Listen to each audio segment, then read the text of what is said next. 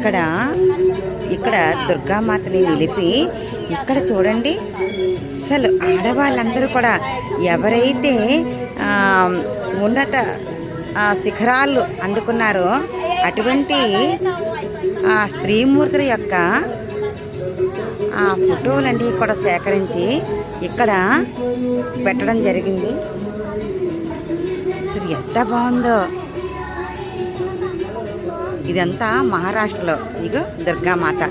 ఈ దుర్గామాత ఎలాగైతే దేవతగా మనం పూజిస్తున్నామో అటువంటి ఆ శక్తి స్వరూపుని యొక్క ఆమె యొక్క శక్తి ఈ ఆడవాళ్ళందరిలోని కూడా ఉన్నది.